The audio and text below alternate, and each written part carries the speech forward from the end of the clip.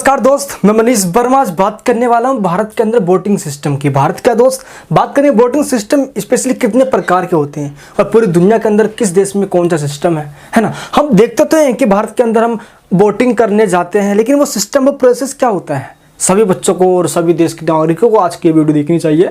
ऐसे दोस्तों Indian polity का बहुत इंपॉर्टेंट पार्ट है ये। क्लास 11th के अंदर सीबीएसई बोर्ड में हो, 12th के अंदर एनएस बोर्ड में हो या किसी भी स्टेट बोर्ड्स के अंदर हो, यूपीएससी की तैयारी कर रहे हो या मतलब पॉलिटी के पर्पज से ये वीडियो आप सभी के लिए काफ़ी बहुत ज़्यादा इंपॉर्टेंट है। ठीक है, चलिए करते हैं इस क्लास को स्टार्ट। हम सबसे पहला जो हमारा टॉपिक आ रहा है, जो हमारा नाम है वो है वयस्क मताधिकार चुनाव प्रक्रिया है, यूनिवर्सल एडल्ट फ्रेंचाइज। इसको आज हम पढ़ने जो वाले हैं वो है हमारा द मेथड्स ऑफ रिप्रेजेंटेशंस, यानी कि किस तरीके जो हमारे रिप्रेजेंटेटिव है, जो हमारे नेतागण हैं, उनका चुनाव किस तरीके से होता है भारत के अंदर। और हम बात करें कुछ गिने चुने कंट्रीज़ के जहाँ पे कुछ सिस्टम को अपनाया गया है। चलिए फिर सबसे पहले बात करते हैं दोस्त, जैसे कि आप इंडियन कॉन्स्टिट्यूशन को देखोगे जिसका हमारा प्रियम्बल का जो पार्ट है, प्रियम्बल मतलब प्रस्तावना, जिसमें ये लाइन लिखी नहीं होती, हम भारत के लोग भारत को एक संपूर्ण प्रभुत्व संपन्न समाजवादी पंथ निरपेक्ष लोकतंत्रात्मक गणराज्य बनाने के लिए तथा उसके समस्त नागरिकों को सामाजिक आर्थिक क्रांति विचार व्यक्ति सुनता, ये सब लाइन पढ़ा ना आपने, मेरी प्रस्तावना वाली वीडियो देखी आपने, तो पूरा प्रस्तावना आपको याद हो जाएगा। चलिए, तो हमारी जो प्रस्तावना या जो हमारी प्रियम्बल है उसकी लाइनिंग जो स्टार्ट है with the people of India, या हम भारत के लोग, वो लाइन कहता क्या है, यानी कि जो भारत की जो शक्ति है ना पूरी, है ना, वो जनता में निहित है। किस में निहित है? जनता में निहित है। यानी कि with the people of India हम कहते नहीं है कि हम डेमोक्रेसी है, उसका एक्चुअल में जो मीनिंग होता है वो क्या है? Government of the people by the people for the people, जनता का सरकार, जनता के लिए सरकार, जनता के द्वारा सरकार। अब्राहम लिंकन ने जो डेमोक्रेसी की जो परिभाषा दी पूरी दुनिया ने इसको अडॉप्ट किया और इसको माना भी। इस प्रकार हमारा जो प्रियम्बल है वो कहता है कि with the people of India, इसी लाइन से हमारी प्रियम्बल की शुरुआत की गई है। हम भारत के लोग, यानी कि भारत के संविधान को भारत के लोगों ने ही बनाया है और भारत के संविधान और क्या इन पर ये जो हमारा प्रियम्बल है इसके अंदर ही एक वर्ड और यूज किया गया, वो है जनतांत्रिक गणतंत्र। क्या दोस्तों? Elected representatives. इसका मतलब क्या हुआ? देखो, जनतंत्र मतलब जनता का शासन, जन मतलब लोग, तंत्र मतलब शासन, पीपल का रूल होना, यानी कि लोगों का रूल होना, जनता का शासन होना ही जनतंत्र कहलाता है। और यहाँ पे एक वर्ड और है, गणतंत्र। गणतंत्र दिवस मनाते हैं हम, संविधान लागू हुआ था इसलिए मनाते हैं, ये भी एक रीजन है। लेकिन गणतंत्र, जिसको हम इंग्लिश में रिपब्लिक के नाम से भी डिनोट करते हैं, रिपब्लिकन या रिपब्लिक। गण मतलब लोग, तंत्र मतलब शासन, इसका मतलब भी यही होता है जहाँ पे लोगों का शासन हो। लेकिन गणतंत्र को एक और वर्ड के साथ हम या एक और डेफिनेशन के साथ इसको हम डिफाइन करते हैं, जिसका मतलब ये होता है कि देश में जैसे कि भारत है, राज्यों का संघ है, India that is Bharat shall be union of state, article 1 में ये कहा गया है। तो भारत छोटे छोटे राज्यों को मिला के बनना पड़ा है, ऐसा है।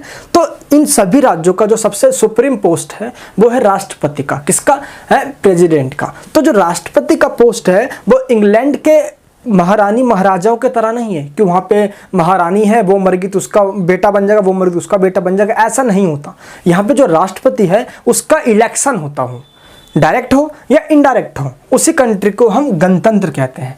और जहाँ पे एक सिस्टम नहीं होता, जहाँ पे हायरार्की या वंशानुगत सिस्टम होता है, जहाँ पे राजा फिर उसका बेटा फिर उसका बेटा, जैसे इंग्लैंड, उसको राजतंत्र कहते हैं, इंग्लिश में कहते हैं मोनार्की सिस्टम। तो रिपब्लिकन और मोनार्की सिस्टम में डिफरेंस क्या होता है आपको समझ में आ चुका है। तो यहाँ पे समझ में आ गया आपको, गणतंत्र भी है भारत, क्योंकि हमारे जो सबसे ऊपरी पोस्ट है, जो सुप्रीम पोस्ट है, उसका इलेक्शन होता है। अब वो बात ठीक है, वो इनडायरेक्ट होता है, लेकिन इलेक्शन तो होता है ना। ऐसा नहीं है कि राष्ट्रपति जो बन गया उसके बाद उसका बेटा राष्ट्रपति बनेगा, उसके बाद उसका बेटा राष्ट्रपति बनेगा, ऐसा तो भारत में नहीं है, इसलिए भारत को गणतंत्र कहा गया है। तो ये सिस्टम समझ में आ गया आप सभी को, है ना। तो governments elected by the people, किसके द्वारा? लोगों के द्वारा सरकार को चुना जाता है और वही सरकार क्या करती है? पूरे देश के ऊपर शासन करती है और नियम कानून लागू बनाने का काम करती है। ये सब तो हम सुनते ही हैं। यानी कि जो सबसे मेन है कंट्री के अंदर वो कौन है? पीपल, यानी कि सभी लोग उस कंट्री के, अब चाहे वो भारत हो या दुनिया का कोई सा भी देश हो, तो सभी कंट्री के अंदर लोग ही होते हैं जो उस देश के सबसे महत्वपूर्ण या सबसे इंपॉर्टेंट रिसोर्सेस होते हैं। हम भी सब तो एक देश के रिसोर्स हैं, आगे बढ़ाना, आगे करना, सरकार बनाना, सरकार गिराना है, सबके माई बाप जनता ही होती है। ठीक है, जनता जनार्दन होती है। अब हम बात करते हैं meaning and significance of the क्या? Adult franchise. अब इसका मतलब क्या होता है? एडल्ट फ्रेंचाइज का मतलब क्या हुआ? पहले हम ये जानते हैं, इसको हिंदी में कहते हैं वयस्क मताधिकार। वयस्क मतलब एडल्ट, और एडल्ट मतलब इंडिया के अंदर 18 साल से ऊपर के सभी को एडल्ट माना गया है। 18 साल से अगर आप ऊपर हो तो आप एडल्ट हो। लेकिन यहाँ पे एक वर्ड है क्या, फ्रेंचाइज, जिसको हिंदी में कहते हैं मताधिकार।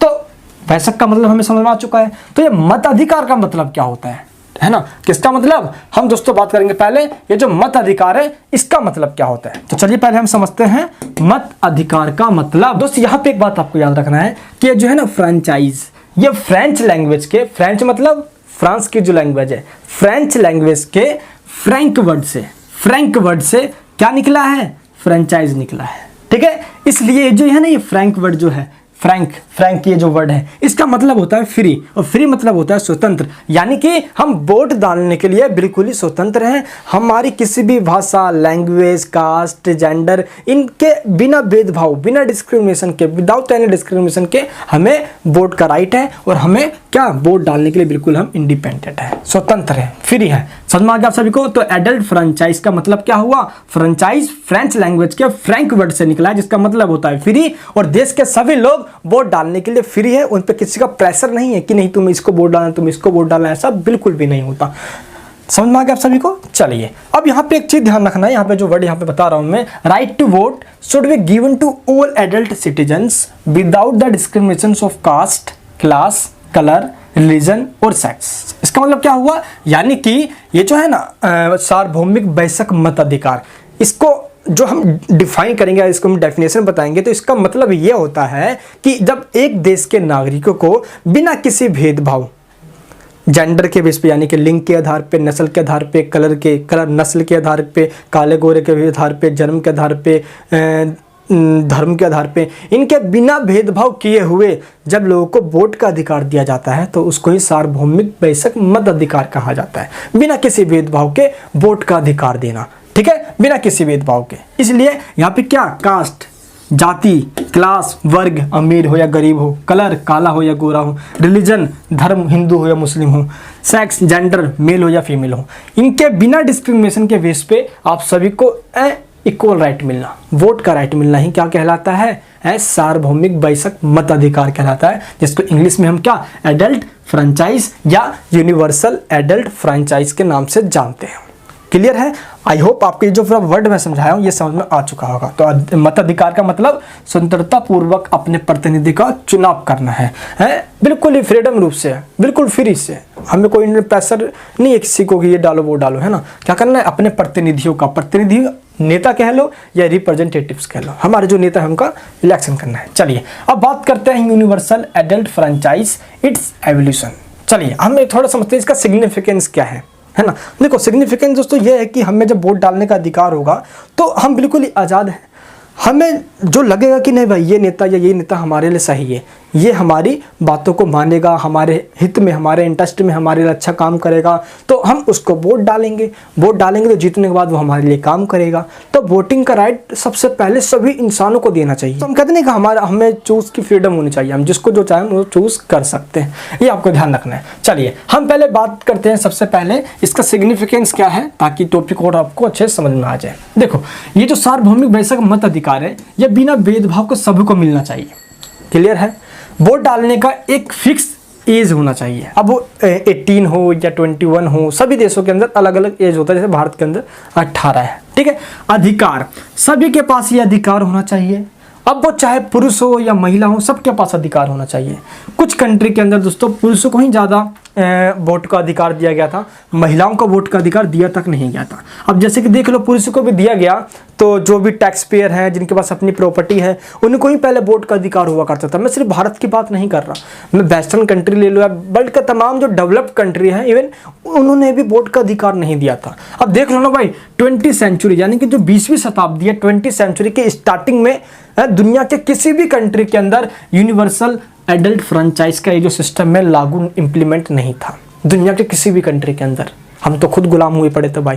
मैं बता रहा हूँ 20वीं सेंचुरी के स्टार्टिंग में, यानी कि 1900 का टाइम जो पीरियड है, ये 1900 का जो है टाइम पीरियड है, 1900 से लेके आप कह सकते हो कि 1915 तक का ये जो टाइम पीरियड है, इसके बीच में कहीं भी दुनिया के अंदर लागू नहीं था। इससे पहले तो था ही नहीं लागू भाई, समझ लो भाई, वोट का राइट ही नहीं था। है। दुनिया के तमाम कंट्री के लोगों ने वोट के राइट के लिए तो स्ट्रगल किया है, चाहे हम हो या फ्रेंच रेवोल्यूशन, अमेरिकन रेवोल्यूशन, दुनिया के तमाम कंट्री देख लो भाई आप, है ना। तो काफ़ी संघर्ष किया गया है। अगर दोस्तों मैं बात करूँ जर्मनी की, तो जर्मनी में सबसे पहले दुनिया का सबसे पहला कंट्री जर्मनी हुआ जब 1919 में। कब? जर्मनी के अंदर 1919 में कौन सा सिस्टम? Universal adult franchise. ये जो सिस्टम हम पढ़ रहे हैं कि बिना किसी भेदभाव को वोट का अधिकार होना चाहिए सभी को, चाहे मेल हो या फीमेल हो, ये सबसे पहले जर्मनी के अंदर 1919 में लागू किया गया था। कब लागू किया गया था? 1919 में लागू किया गया था। ये आपको ध्यान रखना है, सभी को वोट का अधिकार दे दिया गया था। इसके बाद 1918 में,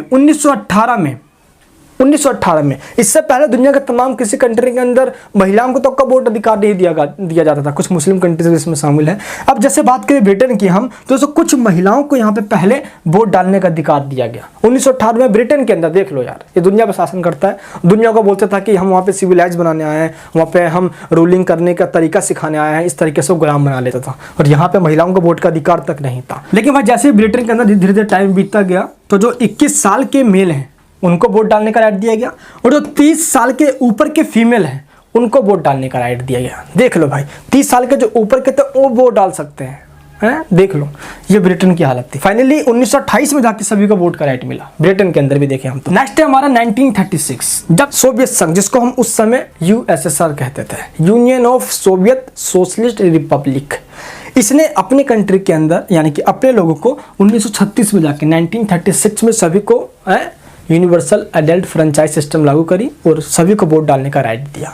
वही बात करूँ फ्रांस की मैं, तो फ्रांस के अंदर सभी को वोटिंग का राइट 1945 में मिला, 1945 में मिला। तो उस भारत के अंदर सबसे पहली महिलाओं ने तो 1919 में कुछ वोट डालने के लिए अधिकार दे दिया गया था महिलाओं को, लेकिन उस समय तो गुलामी थे भाई, है ना। अगर तो उसमें भारत की बात करूँ तो 1937 का जब चुनाव हुआ था भारत में 1935 के एक्ट के बाद 1937 में, तो भारत के अंदर भी जो टैक्स पेयर थे, जो सरकार को टैक्स देते थे, जिनके पास अपनी प्रॉपर्टी थी और जो एजुकेटेड थे, ऐसे सिर्फ भारत के अंदर 10 से 15% ही लोग थे वही से वोट डाल सकते थे। इंडिया के अंदर भी देख लो भाई, और भाई खुद तो उस समय हम गुलामी थे। आप देखो भाई, पूरी दुनिया के अंदर भारत एकमात्र ऐसा कंट्री हुआ, अगर हम इतने बड़े लोकतंत्र की बात करें तो, है ना, जो आज़ादी के टाइम से ही, यानी कि जैसे भारत आज़ाद हुआ था, भारत का संविधान लागू हुआ, तो संविधान लागू 1950 में जब संविधान लागू हुआ 26 जनवरी को, तो उसमें ही हमने क्या उसी टाइम यूनिवर्सल एडल्ट फ्रेंचाइज, सार्वभौमिक वयस्क मताधिकार को शामिल कर दिया कि पुरुष हो या महिला हो सबको वोटिंग का राइट होगा, सबको। तो भारत इतनी बड़ी लोकतंत्र के साथ पूरी दुनिया के अंदर पहला एकमात्र ऐसा कंट्री बन पाया, ये आपको ध्यान रखना है। अब बात करते हैं हम किसकी, एडल्ट ये जो फ्रेंचाइज है, इसमें मताधिकार की आयु क्या होगी। देखो सभी कंट्री के अंदर सभी लोगों की जो एजेस है वो अलग अलग है। जैसे बात करता हूँ मैं डेनमार्क और जापान की, तो यहाँ पे 25 साल को एडल्ट माना गया है, 25 साल के बाद ही आप वोट डाल सकते हो। नॉर्वे के अंदर 23 साल माना गया है, 23 एज के हो गए वोट डाल सकते हो। ब्रिटेन हो गया, अमेरिका हो गया, सोवियत संघ यूएसएसआर जिसको आज रशिया कहते हैं हम, इन देशों के अंदर 18 साल है, जैसे कि हमारे देश के अंदर भी 18 साल है। देखिए भारत में 18 साल पहले नहीं हुआ करती थी।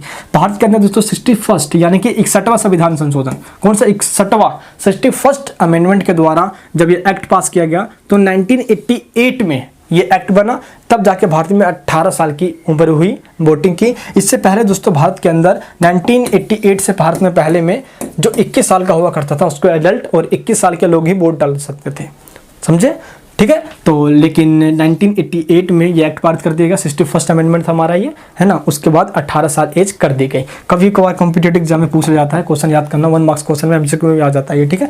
अब बात करते हैं योग्यता की, कौन से इंसान ऐसे होते हैं एक कंट्री के जो वोट डाल सकते हैं। वह भारत का नागरिक होना चाहिए, अगर मैं भारत की बात करता हूँ तो, और अगर हम किसी और देश की बात करें तो वो उस देश का नागरिक होना चाहिए, अमेरिका का नागरिक होना चाहिए, तभी तो अमेरिका में वोट डाल पाएगा वो। तो ऐसे सभी कंट्री पे नियम लागू होता है।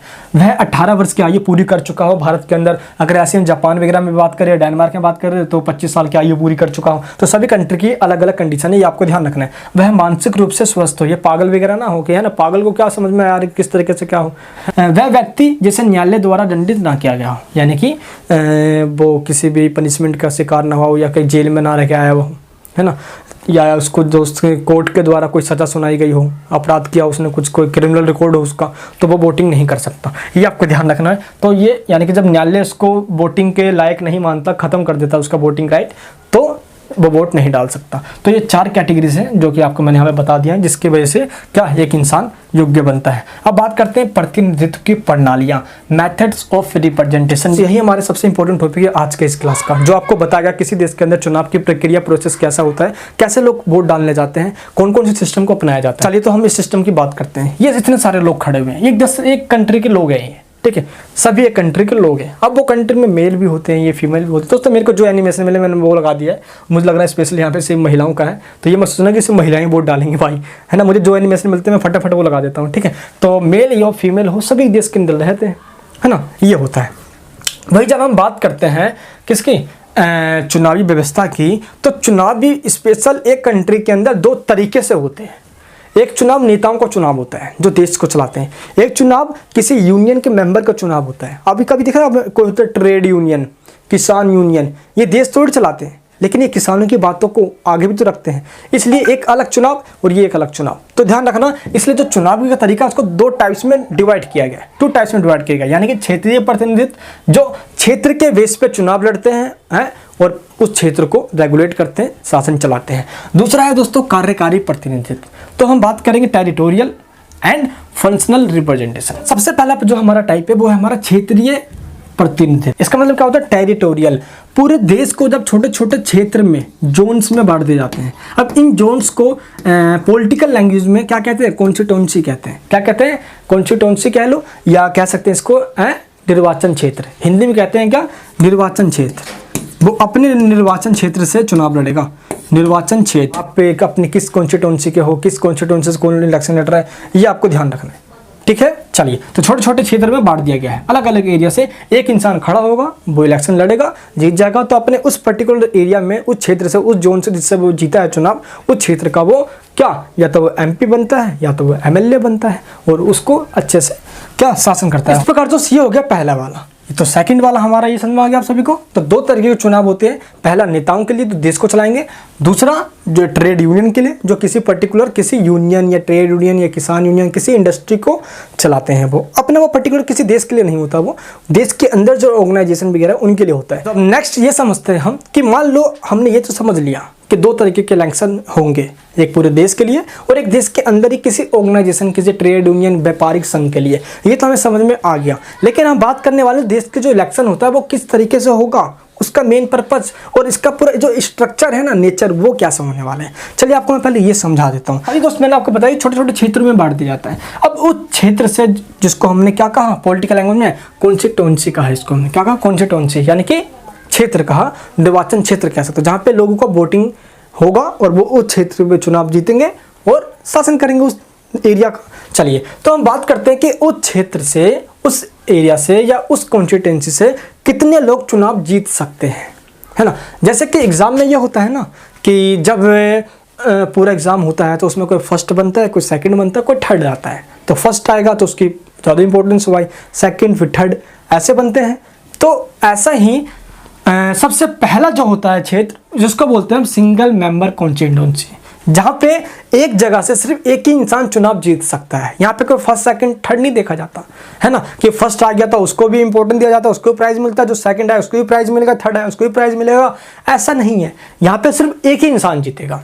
ये करने का सिस्टम जो है ये भारत, ब्रिटेन, अमेरिका, कनाडा, रूस, ऑस्ट्रेलिया, नेपाल और पाकिस्तान, इन कंट्रीज़ के अंदर अपनाया गया है, जहाँ पे जिसको सबसे ज़्यादा वोटिंग मिलेगी, जिसको सबसे ज़्यादा वोट मिल गए वो जीत जाएंगे, ठीक है। इसको बोलते हैं सिंगल मेंबर क्या, कॉन्स्टिट्यूंसी, यानी कि एक एरिया से एक इंसान जीतेगा बस। खड़े तो बहुत सारे हो सकते हैं, 3, 4, 5, 6, 10, 18, 12, 20, कितने इंसान भी खड़े हो जाए, ठीक है, एक एरिया से, लेकिन जीतेगा सिर्फ एक ही।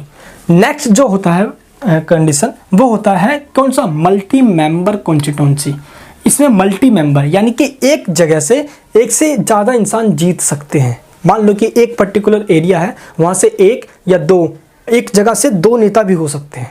यहाँ पे एक एरिया में सिर्फ एक ही नेता बनेगा जो उस एरिया को संभालेगा, देखेगा, है ना। सिंपल लैंग्वेज में बता रहा हूँ। लेकिन जो नेक्स्ट वाला कंडीशन है जिसको हम क्या बोलते हैं, बहुसदस्यीय, बहु मतलब बहुत ज़्यादा, बहुवचन, बहुत ज़्यादा, मल्टी मेंबर, बहुत सारे मेंबर कॉन्स्टिट्यूंसी वाला, ठीक है, एक से अधिक मेंबर वाला ऐसा क्षेत्र जहाँ पे जब चुनाव होगा तो उस क्षेत्र से एक से ज़्यादा इंसान भी नेता बन सकते हैं, यानी कि उस एरिया से जीत सकते हैं। ये जो सिस्टम है इसको टिकट प्रणाली के नाम से भी जाना जाता है, जो कि स्विट्जरलैंड, डेनमार्क, स्वीडन और इटली में है। ठीक है, यहाँ पे क्या होता है दोस्त, ये जो एरिया है फर्स्ट वाला एरिया जिसके अंदर सिर्फ एक इंसान जीतता है, ये काफ़ी छोटे छोटे एरिया में बटे होते हैं। ठीक है, जहाँ से एक इंसान उस छोटे एरिया को संभाल सकता है। लेकिन ये जो दूसरा वाला है यहाँ पे छोटे छोटे नहीं होंगे, क्योंकि जब छोटे छोटे एरिया है जहाँ से 2 जने जीत जाएंगे हैं, तो वो छोटे से एरिया में 2 जने क्या काम, वो कैसे काम करेंगे। इसलिए ये जो होता है ये विशाल निर्वाचन क्षेत्र, ये बड़े बड़े निर्वाचन, बड़े बड़े सिस्टम में, बड़े बड़े क्षेत्र में बटा होता है ये, है ना, जहाँ पे 2 इंसान, इतने एरिया का एक इंसान, इतने एरिया का एक इंसान आराम से क्या सिस्टम चला सकता है। तो सेकंड वाला जो सिस्टम है उसको बोलते हैं मल्टी मेंबर, जहाँ से एक ही जगह से 2 इंसान या 2 से 3 इंसान जीत सकते हैं। पहले वाला जो सिस्टम है वहाँ पे एक ही जगह से एक ही इंसान जीतेगा। ठीक है, तो 2 तरह के सिस्टम पाए जाते हैं, और कौन से देश में कौन सा सिस्टम है ये भी मैंने आपको बता दिया। क्लियर है, ये आपको ध्यान रखना है ना। एक ही जगह से 2-3 इंसान भी जीत सकते हैं और यहाँ पे एक ही इंसान जीत सकता है। चलिए अब हम बात करते हैं प्रतिनिधित्व की प्रणालियाँ, मैथड्स ऑफ रिप्रेजेंटेशन। सब लिए अब हम आ जाते हैं अपने मेन वाले सिस्टम पे कि कौन कौन से सिस्टम है जिसके तहत, जिस सिस्टम के तहत चुनाव होता है। ठीक है, इलेक्शन किस किस सिस्टम के तहत होता है ये आपको अब मैं बताने वाला हूँ। चलिए अब हमारा इंपॉर्टेंट टॉपिक आ गया है। यहाँ पे सबसे पहले हम देखते हैं जो सबसे पहला सिस्टम है, दुनिया के तमाम कंट्री को ये सिस्टम अपनाने में बड़ा मजा आता है, क्योंकि बहुत आसान भी है और देश के इंसान भी इसको समझ सकते हैं, इतना कॉम्प्लिकेटेड नहीं है इसको समझना। ठीक है, इसलिए देश के लोगों ने इसको बहुत ज़्यादा प्रेफरेंस यानी कि अपनाया है, अडोप्ट किया है। जो सबसे पहला सिस्टम है उसको बोलते हैं सामान्य बहुमत प्रणाली, इंग्लिश में कहते हैं simple majority system. Simple majority system यानी कि जिसको सिंपल मेजोरिटी मिल गई वो इंसान जीत जाएगा। क्या कहते हैं इसको, सामान्य बहुमत प्रणाली। इसको एक और नाम से जाना जाता है, जो दूसरा इसका नाम है उसको बोलते हैं first past the post system. First past the post system. इससे तो नहीं, अगर आपने इसको जैसे ही पढ़ा वैसे आपको समझ में आ गया होगा कि आपको इस सिस्टम में होता क्या है। आई होप आपको समझ में आ चुका होगा। चलिए आपको मैं अब बताता हूँ कि इस सिस्टम में होता क्या है। इस सिस्टम के अंदर ये होता है कि मान लो 1 2 3 4 5 जने खड़े हैं, एक इलेक्शन यानी कि एक जगह से 5 जने खड़े हैं, है ना, और 100 लोग वोट डालने वाले हैं। कितने लोग, मान लो कि 100 लोग वोट, ये सब लोग हैं ना, 100 लोग वोट डालने वाले हैं, जो इन 5 को यानी कि एक एरिया से 5 लोग खड़े हुए हैं जिनको ये 100 लोग वोट डालेंगे। ठीक है, पहले वालों को जो वोटिंग मिली वो मिल गई 30। ठीक है, इसको मिल गई 20, 30 20 50 हो गए। इसको दे देते हैं हम 15, इसको दे देते हैं हम 15 और इसको मिल गया 20। चलिए अब बताइए कि इनमें से सबसे ज़्यादा किसको मिला। देखो 100 हो गया ना, क्योंकि 100 लोग थे। एग्जाम्पल दे रहा हूँ मैं आपको, एक एरिया से 5 जने खड़े हुए थे, तो 30 और 20 50, 50 और 15 30 और 20 50, यानी कि 100 हो गए, यानी कि 100 पूरे वोट्स बढ़ चुके हैं। अब इसमें ये देखो कि सबसे ज़्यादा वोट किसको मिला है। आप कहोगे कि सबसे ज़्यादा वोट इस लड़की को मिला, कि सबसे ऊँची है भाई ये, देखो सबसे ज़्यादा इसको मिला है। इससे ये हुआ क्यों, क्योंकि ये सिस्टम ये कहता है कि first past the post system, जो जीता वही सिकंदर, जो जीता वही सिकंदर, सर्वाधिक वोट से जीत प्रणाली, हिंदी में इसको ये कहा जाता है। इसका मतलब दोस्त ये हुआ कि इनमें से जिसको भी सबसे ज़्यादा मिला उस क्षेत्र से या उस एरिया से वो जीत जाएगा। इस प्रकार ये लड़की उस एरिया से जीत गई है। ठीक है, अब यहाँ पे इसकी सबसे बड़ी कमी ये है इस सिस्टम की। देखो अगर हम 100 का टोटल देखें कि हम टोटल 100 इंसान थे, 100 लोग थे, है ना, जिन्होंने वोट डाला है, 100 का 50% 50 होगा, है ना। और दरअसल ये कहा जाता है यार कि कम से कम 50% तो इसको चाहे भाई, और इस लड़की को 100 में से सिर्फ 30% लोग ही पसंद करते हैं। लेकिन अब ये राज 100% लोगों पे करने वाली है। इस प्रणाली की सबसे बड़ी कमी है ये, इस सिस्टम की सबसे बड़ी कमी है। सिस्टम भारत में भी है ये। अब देख लो ना भाई, आपको एग्जांपल देता हूँ मैं। 1984 में इलेक्शन हुए थे, इंदिरा गांधी की डेथ हो गई थी 31 अक्टूबर को, है, सतवंत सिंह बेन सिंह ने गोली से मार दिया था।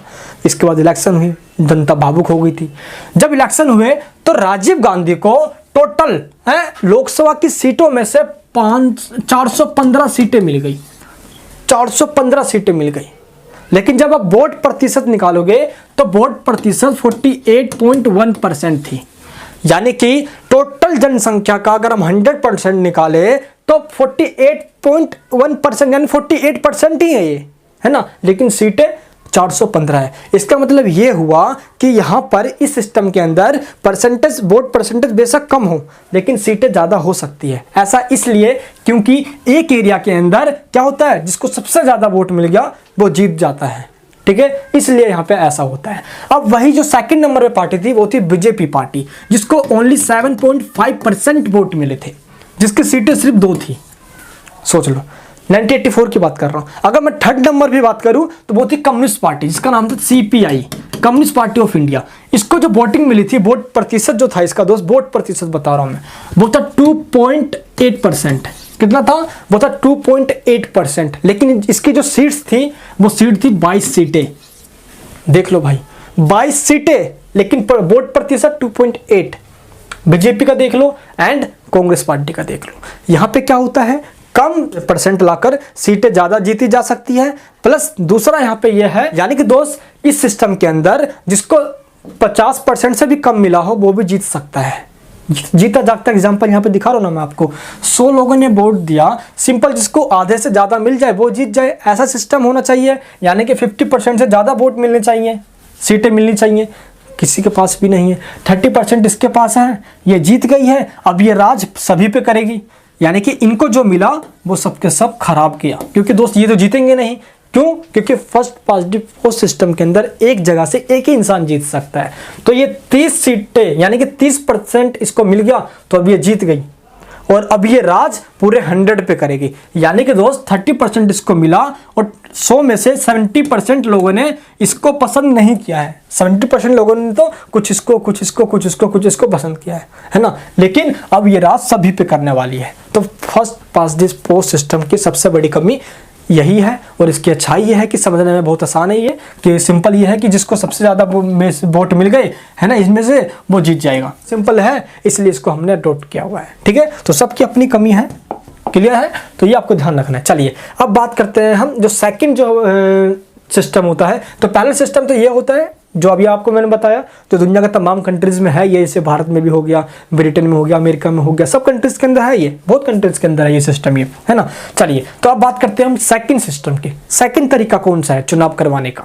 तो पहला तरीका समझ में आ गया आपको, first past the post system. जो जीता वही सिकंदर, यानी कि जिसको सबसे ज्यादा वोट मिल गई वो जीत जाए, अब वो चाहे 50% से कम भी क्यों ना हो।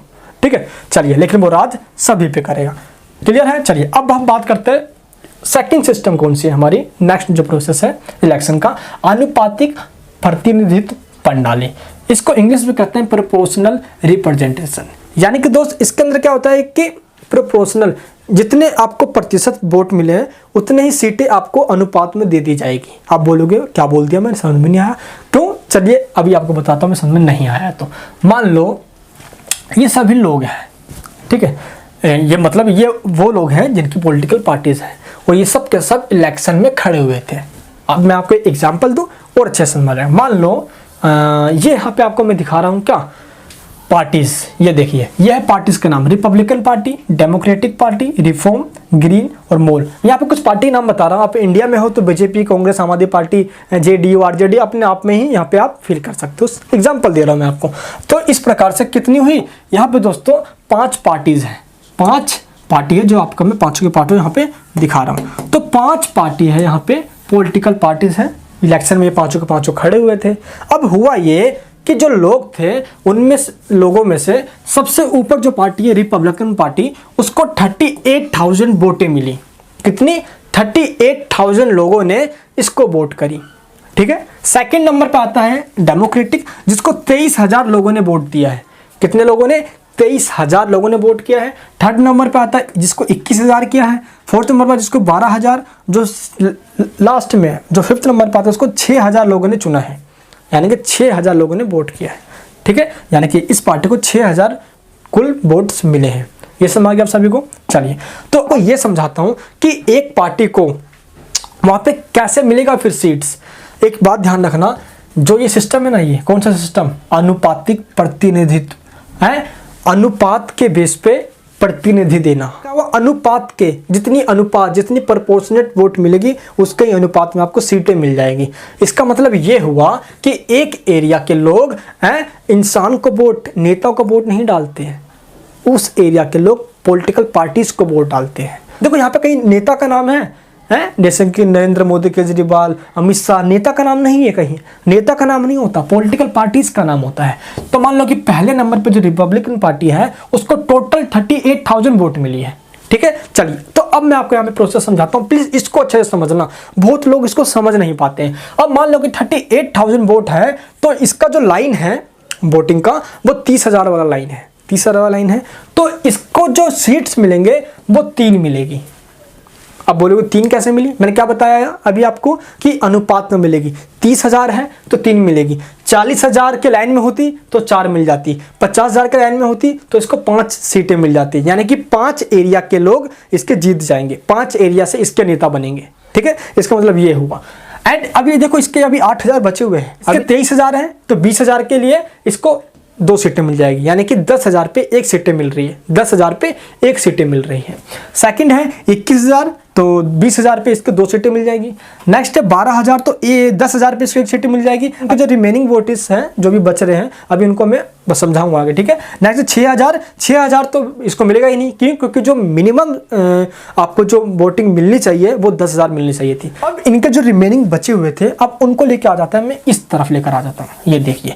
अब इस रिमेनिंग में बात करेंगे हम 8,000 पे, अब यानी कि जो सबसे ऊपर रहेगा वो 8,000 है, यानी जिसको भी 8,000 मिल जाएगा वोट उसको क्या होगा, 1 सीटें मिलेंगी। अब ये 8,000 डिसाइड कैसे होता है? देखो हमने यहाँ पे कहीं डिसाइड किया था कि 10,000 जिसको मिलेगा कम से कम उसको 1 सीट मिलेगी, हमने यहाँ पे डिसाइड नहीं किया ना। क्यों डिसाइड नहीं किया भाई? डिसाइड ये ऑटोमेटिक अपने आप ही हो गया। सबके जो वोट्स हैं वो 10,000 से ऊपर ही हैं, मैक्सिमम के 10,000 से वोट्स क्या हैं, ऊपर हैं। अब 1 था इसलिए क्या हुआ, वोट को 10,000 पे डिसाइड कर दिया गया। समझ आ गया आप सभी को? वैसे ही जब हम इस तरफ आए, जो इनके रिमेनिंग जो बचे हुए थे, जैसे कि इसका 8,000 बचा हुआ था, इसका 3,000 बचा हुआ है, अभी इसका 1,000 बचा हुआ है, इसका 2,000 बचा है और इसका तो पूरा 6,000 ही बचा हुआ है, इसको तो 1 भी नहीं मिली है अभी। तो इसको इस तरफ लेकर आ जाते हैं। समझ आ गया फिर? इसको मैं इस तरफ लेकर आ गया हूँ, आ जाइए इस तरफ। अब ये प्रोपोर्शनेट है, आनुपातिक प्रतिनिधित्व प्रणाली है, एक जगह से 2 इंसान भी जीत सकता है, ध्यान रखना इस सिस्टम के अंदर। चलिए अब आते हैं, अब 8,000 जिसको मिल जाएगा उसको मिल जाएगी। इसके 8,000 है तो इसको 1 सीट्स मिलेगी, इसके 3 है 1 भी नहीं मिलेगी, इसके बताओ 1,000 है 1 भी नहीं मिलेगी, इसके 2,000 है 1 भी नहीं मिलेगी, इसके 6,000 है, इसको 1 इसलिए मिल गई क्योंकि उस इन सभी में सेकंड नंबर पे ये रह गया। कौन? यानी कि 8,000 है तो सेकंड नंबर पे ये रह गया, इसलिए इसको 1 सीट दे दी जाती है। अगर हम टोटल सीट निकाले तो जो पहले वाली पार्टी इसको पहले 3 मिला था, दूसरे में 1 और मिल गई, तो 3 और 1 इसके कितने टोटल 4 सीट्स हो गए, 4 हो गया। देखो दोस्तों ये जो पॉलिटिकल पार्टी है पहले वाले में हार रही थी, लेकिन दूसरे वाले में इसको 1 सीट मिल गया। ऐसा इसलिए होता है क्योंकि दूसरे वाले के अंदर वोट जो होता है वोट शेयर वो कम हो रहा होता है, इसलिए 1 सीटें जो सेकंड नंबर पर रहती है उसको 1 सीटें दे दी जाती है, ठीक है, ध्यान रखना है। तो इसके इस प्रकार इसके 4 हो गए, 2 प्लस इसके 0 इसके 2 रहेंगे, इसके 2 हैं प्लस 0 इसके भी 2 रहेंगे, 1 इसके 1 ही रहेगा, इसके 0 यहाँ पे 1 इसके 1 रहेगा। ये देखिए 4 2 2 1 1, ये देखिए सिंपल है। तो इस प्रकार इसके 38,000 है, तो इसके परसेंटेज में कन्वर्ट करेंगे हम तो 100 में से, यानी कि मान लो कि 1 लाख लोग हैं, 1 लाख लोगों में से इसको 38,000 मिला है, तो इसको कितने मिल गए 38%, 23%, 21%, 12%, 6%, ऐसे ऐसे वोट्स मिले। ये देखिए आपको दिखाता हूँ मैं, परसेंटेज में निकाले हम तो 38%, 23%, 21%, 12%, 6%, इतने इसको मिलते हैं। तो 38% वालों को 3 का 3 सीटें और 8 का 1 सीट, यानी कि 4 सीटें मिल गई। समझ आ गया आपको कैसे मैं बता रहा था यहाँ पे? तो अगर हम सीट्स की परसेंटेज निकाले तो टोटल सीट्स अगर इसके 4 हैं तो 40%, 2 है तो 20%, 2 है तो 20%, 1 है तो 10%, 1 है तो 10%। इस तरह के दोस्तों पूरा ये 4 टाका आपको समझ में आ चुका है, तो ये पूरा आपको समझ में आ चुका होगा। अगर दोस्तों आप एग्जाम में एग्जाम्पल लिखते हो तो इस जगह पे आप एग्जाम्पल के लिए कोई सी पार्टी का नाम डालकर इस चार्ट को अच्छे से समझा सकते हो टीचर को, ताकि समझ में आ जाए बेटर तरीके से। क्लियर है? ये होता है अनुपातिक प्रतिनिधित्व प्रणाली। चलिए भाई बहुत अच्छा, अगर आपको समझ में आ चुका है, कोई डाउट होता है नीचे मुझे कमेंट बॉक्स में बताना। ये बंदे हैं जिनका नाम है JS मिल। क्या नाम है इस बंदे का? JS मिल। ये देखिए इसका नाम क्या है, मैं दोस्तों यहाँ पर लिख देता हूँ, इसका नाम है JS मिल। हिंदी में कहते भी हैं इसको, ऐसे लिखते हैं इसको JS मिल। दोस्तों हिंदी में इसको ऐसे लिखते हैं JS मिल। ये कौन है? JS मिल। दोस्तों JS मिल ने इस वाले सिस्टम का सपोर्ट किया है। ये जो सिस्टम बता रहा हूँ मैं आपको, कौन सा आनुपातिक प्रतिनिधित्व प्रणाली, प्रोपोर्शनल रिप्रेजेंटेशन, इसका सपोर्ट किया है। ठीक है, इस सिस्टम के अंदर दोस्तों पूरे देश को ही एक रिप्रेजेंटेशन यानी दोस्तों कॉन्स्टिट्यूशनल एरिया माना जाता है, पूरे देश को माना जाता है और वहाँ से पॉलिटिकल पार्टीज को खड़ा करवाया जाता है। ठीक है, अब दोस्तों क्या है कि इस वाले सिस्टम को और भी दो भाग में बांट दिया गया है, यानी कि इस सिस्टम को 2 टाइप्स में डिवाइड किया गया है। देखो, चुनाव लड़ने के 2 ही तरीके हैं, या तो first pass the post system जो अभी हमने ऊपर देखा, या सेकंड है प्रोपोर्शनल रिप्रेजेंटेशन यानी कि आनुपातिक प्रतिनिधित्व प्रणाली। ठीक है, 2 ही सिस्टम है, लेकिन जो सेकंड पॉइंट है इसके 2 और सब पॉइंट्स हैं, यानी कि इसको और भी 2 भागों में बांटा गया है। अब वो 2 भाग कौन से हैं, 2 टाइप्स में जो डिवाइड किया गया वो कौन कौन से हैं, अब हम ये देखते हैं। यानी कि there are 2 methods by which proportional representations, यानी कि प्रोपोर्शनल रिप्रेजेंटेशंस के 2 टाइप्स और भी हैं। चलिए अब देखते हैं ये कौन से हैं। ये दोस्तों काफ़ी ईजी है, ये समझ में आ जाएगा आपको, टेंशन मत लीजिए आप। जो सबसे पहला है उसको बोलते हैं सूची प्रणाली यानी कि लिस्ट सिस्टम। क्या बोलते हैं, लिस्ट सिस्टम। जो दूसरा है उसको बोलते हैं संचित मत प्रणाली यानी एक्युमुलेटेड वोट सिस्टम। बात करते हैं अपनी हम सूची प्रणाली, जिसको इंग्लिश में लिस्ट सिस्टम के नाम से जाना जाता है।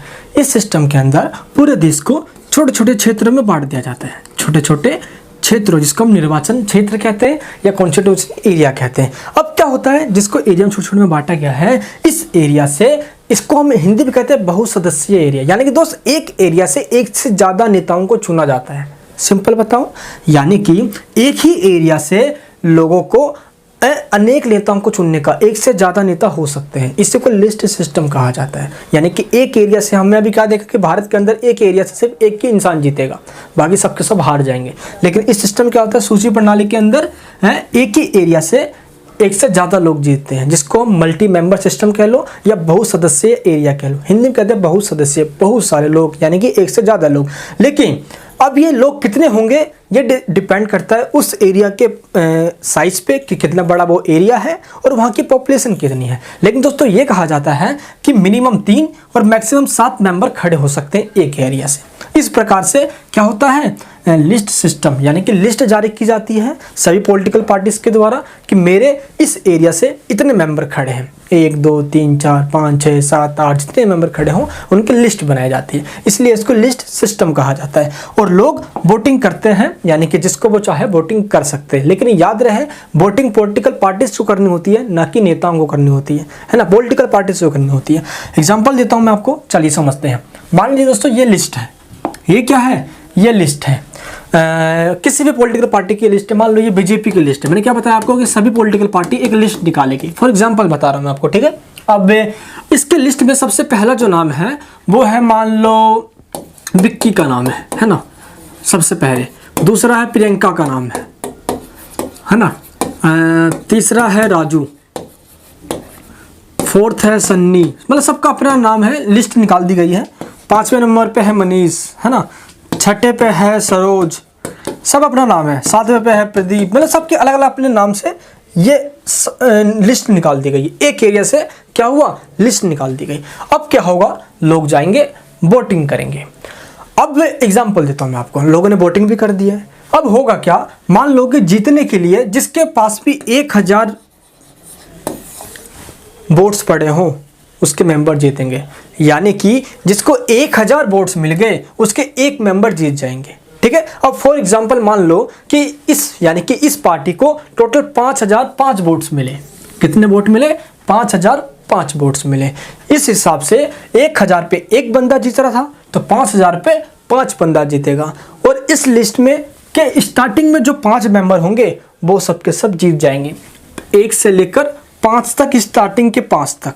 तो ये 5 के मेंबर जीत गए और लास्ट के जो 2 मेंबर थे वो इस पार्टी के हार जाएंगे। क्यों, क्योंकि जो 1000 क्राइटेरिया था और इसको 5000 मिला है। जो दूसरी पार्टीज होगी, अगर उसको वोट मिल गया है, मान लो किसी कोई दूसरी पार्टी है, अब उसको मिल गए 2000, तो 2 मेंबर उसके जीत जाएंगे। तो इसी एरिया से 5 मेंबर इस पार्टी के और जिसके 2 मेंबर बच गए उस पार्टी के क्या होंगे, 2 मेंबर बन जाएंगे। यानी कि एक ही जगह से एक से ज़्यादा नेता हो सकते हैं।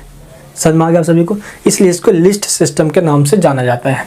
इसमें फिर से ब्रीफ कर देता हूँ, मैं एक बार जल्दी से बता देता हूँ। पॉलिटिकल पार्टीज लिस्ट निकालती है, लिस्ट में सीरियल वाइज नाम होता है, जाते हैं लोग पॉलिटिकल पार्टीज को वोट करते हैं, बीजेपी, कांग्रेस, आम आदमी, पर सभी पॉलिटिकल पार्टीज को वोट करते हैं वो, है ना। बस एक क्राइटेरिया निकाला जाता है कि 1000 पे एक इंसान जीतेगा। मेरी पॉलिटिकल पार्टी में से अगर मेरे को 1000 वोट्स मिले तो मेरा एक बंदा जीत जाएगा जो भी इस लिस्ट में सबसे पहले होगा। इस हिसाब से जब इस पार्टी को 5000 वोट मिलेंगे टोटल, तो 5000 पे 5 मेंबर इस पॉलिटिकल पार्टी के जीत गए। अगर किसी को 2000 मिले हैं तो उसके 2 मेंबर जीत गए, किसी को 4000 मिले तो किसी को 4 मेंबर जीत गए। समझ में आ गया आप सभी को? यानी कि एक ही एरिया से, लेकिन याद रहे ये एरिया बहुत बड़ा बड़ा होना चाहिए, क्योंकि एक ही एरिया से 5 नेता जीत जाएंगे तो 5 शासन करेंगे, और छोटा सा एरिया तो आपस में क्लिश हो जाएगा। ये एरिया काफ़ी बड़े बड़े होते हैं, इसलिए यहाँ पे क्या होता है, लिस्ट सिस्टम को अपनाया जाता है। ये किस किस कंट्री में है, ये क्वेश्चन आ जाता है दोस्त। ये बेल्जियम में है, स्वीडन में है, इटली में है और पोलैंड में है। इन चारों कंट्री के अंदर लिस्ट सिस्टम को अपनाया गया है। आई होप दोस्तों आपको समझ में आ चुका होगा, क्लियर है। सेकंड सिस्टम जो है वो है संचित मत प्रणाली, एक्युमुलेटेड वोट सिस्टम। इस सिस्टम में क्या होता है, जितने उम्मीदवार मैदान में खड़े हैं उतने ही वोट्स एक इंसान डाल सकता है। एग्जाम्पल देता हूँ मैं, मान लो कि एक जगह से 3 इंसान खड़े हैं चुनाव के अंदर, है ना, लेकिन हमारे कंट्री में क्या होता है, हम एक ही वोट डाल सकते हैं चाहे इंसान कितना भी खड़ा हो, है ना। लेकिन जब एक्युमुलेटेड वोट सिस्टम या संचित मत प्रणाली होगी तो इस सिस्टम के अंदर जितने लोग मैदान में खड़े हैं उतने ही वोट इंसान डाल सकता है। यानी कि 3 लोग मैदान में खड़े हैं, है ना, इलेक्शन कॉन्टेस्ट कर रहे हैं, तो मेरे पास 3 वोट हैं। अब या तीनों वोट में एक एक इन तीनों को दूं, या मैं अपने तीनों वोट एक ही इंसान को दे दूं। समझे मैंने क्या कहा? यहाँ पे मेरे पास टोटल 3 वोट्स हैं, क्योंकि मैदान में टोटल 3 इंसान खड़े हैं, ये आपको ध्यान रखना है। इसी वजह से जो मेरे पास 3 वोट्स हैं, या तो मैं किसी एक को दे दूं या तीनों को एक एक दे दूं। समझ में आ गया आप सभी को? ये जो सिस्टम दुनिया के किसी और कंट्री में तो नहीं मिलता, लेकिन अमेरिका का एक स्टेट है जिसका नाम है इलिनॉयस। ये देख लीजिए, इलिनॉयस स्टेट के अंदर अमेरिका में इस सिस्टम को अपनाया गया है, जिसके अंदर मैदान में जितने लोग खड़े होते हैं उतने ही वोट्स एक इंसान डाल सकता है। क्लियर है? चलिए अब जो नेक्स्ट है हमारा, उस पर बात करते हैं। सिस्टम का नाम क्या है? एकल संक्रमणीय मत प्रणाली, the single transferable. Single transferable यानी कि क्या कर सकता है, इंसान प्रेफरेंस के रूप में अपने वोट को ट्रांसफर भी कर सकता है। समझाता हूँ कैसे करता है।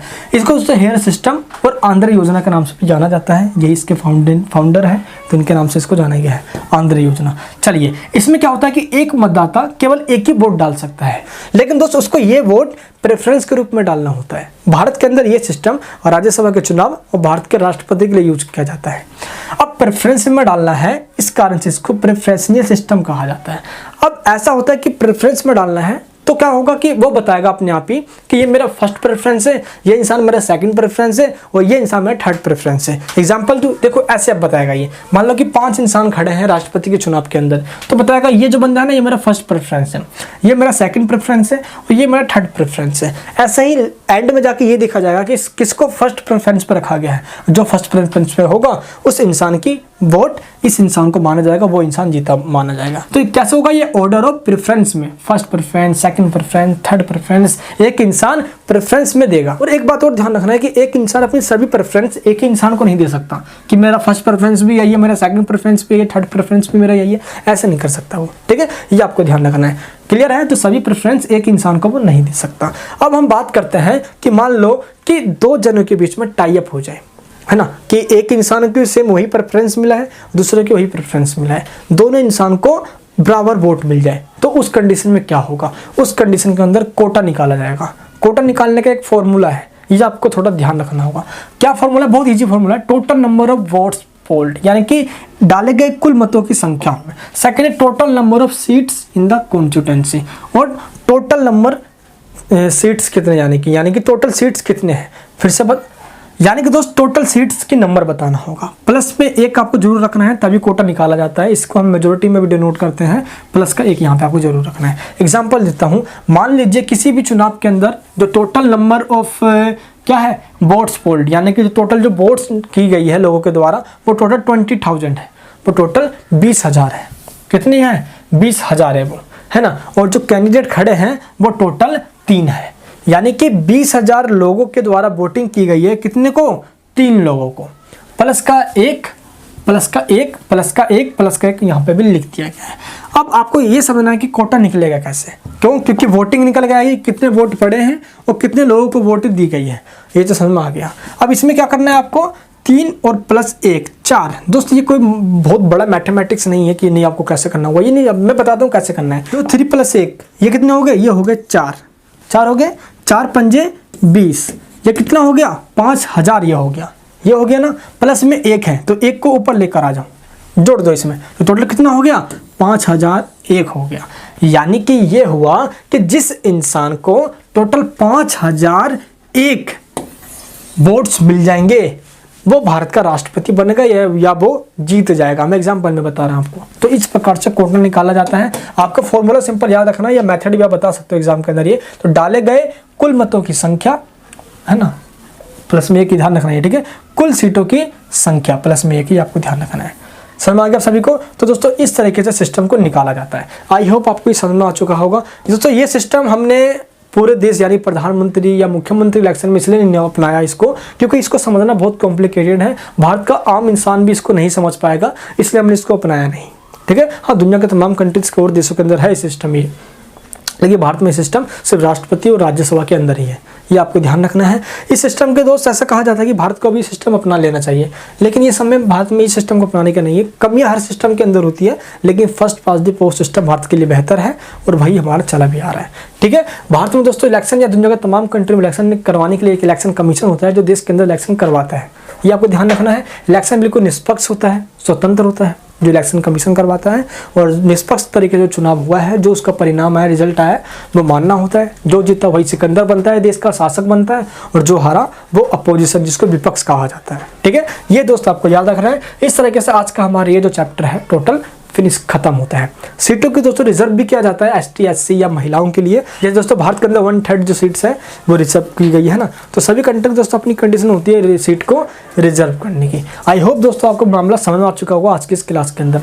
नए हो तो सब्सक्राइब करना, पुराने हो तो बेल आइकन ऑन करना। इस तरीके की वीडियोस मैं चैनल पे बहुत सारे डालने वाला हूँ, डालता भी रहता हूँ। इन वीडियोस से कुछ ना कुछ सीखने के लिए और आगे एग्जाम्स के अंदर कुछ बड़ा फोड़ देने के लिए चैनल को सब्सक्राइब करना, बेल आइकन ऑन करना। मैं ऐसी वीडियोज रोजाना डालता हूँ, रोज 9 बजे मैं लाइव आता हूँ, ठीक है।